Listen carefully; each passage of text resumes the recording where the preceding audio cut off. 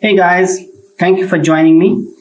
Today I will be calculating current ratio for Marks and Spencer for year 2017 and 2018 using their financial statements taken from the annual reports for 2018.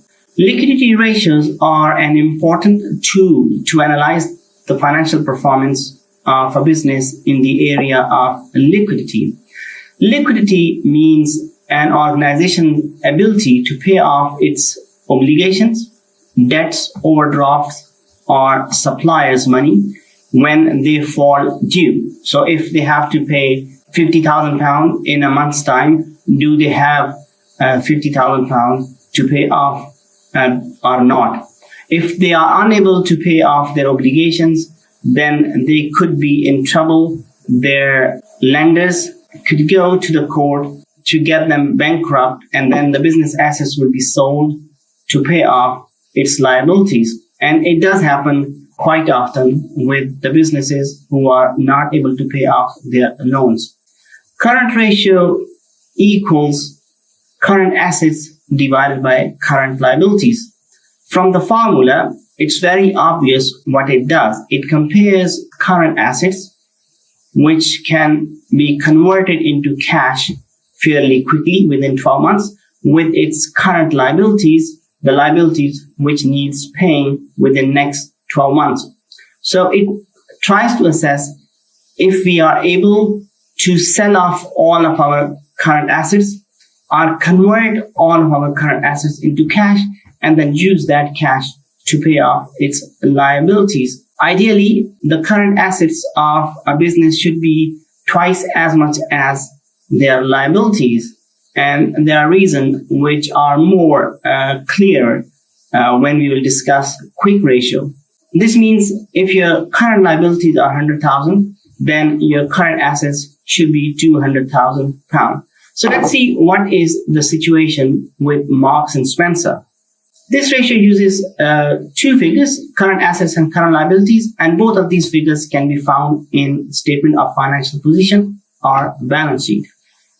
So let's look at our current assets. The total current assets are given for both year as 1,317.9 million in 2018 and 1,723.3 million in 2017. And the amount of current liabilities is 1,826 for 2018 and 2,368 for 2017. So I'll take you to my Excel now, where I will be using these figures to calculate this ratio. Okay, so you already got some labeling done here. What I need here is I'll have my first workings column, and then 2018, and then workings again, and 2017. All right. So then what do we need is current ratio. So from the formula, we need two figures, current assets and current liabilities, and both the figure which we can see from our statement of financial position for 2018. First of all, 1317.9 divided by 1826. I'll use the division sign and I can calculate my ratio. I'll do that. So I divide my current assets with current liabilities, press enter or tab, and I get my result 0.72. Then for 2017, I have my assets 1723.3 172.3 divided by my current liabilities, 2368. 2368. I'll do the maths. And that is 0.73, I think. Should be only 2 decimal places, not more than that. These results means that in 2018, for every £1 of liability, they had 72 pence readily available to pay off their liabilities. And very similar results in 2017 too, 73 pence for £1 to pay off. This means if all of their creditors come together to us and ask their money, they will not be able to pay all of this.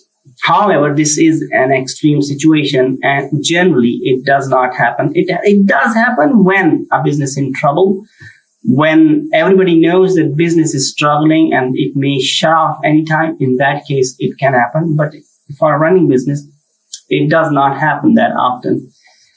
What should also be noted that those businesses who sell on cash, retailers, for example, Marks and Spencer, John Lewis, Tesco, Sainsbury, Asda, Morrison's, Lidl, Aldi, or all of those high street shops who sell on cash, normally their liquidity ratio is very low.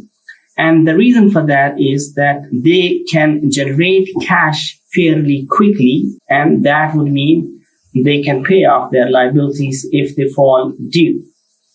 So they don't have to keep a lot of cash as their current assets, hence the low current assets and the current ratio. However, for those businesses who don't sell on cash, normally they're dealing with business to business. So because they're dealing with another business, most of the times their sales would be on credit. In that case, they do need to keep sufficient amount of cash in the business, not only to complete the manufacturing process, but also to pay off their liabilities if they fall due. Historically, it was believed that businesses should have enough amount of cash all the time so that they can pay off their liabilities when they fall due. However, the new thinking is that there is no point keeping cash in your account, because that cash can create more money if it's invested in the long-term assets.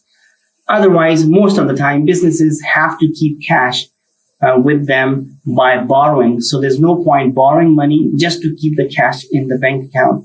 So this new philosophy about the liquidity is that businesses should not keep cash unless it is really important. And for retailers, it's not really important because they can generate cash on a regular basis. So that's why Marks and Spencer have low liquidity in comparison to the ideal figure of 2:1. These ratios do significantly vary depending on the sector and industry of businesses.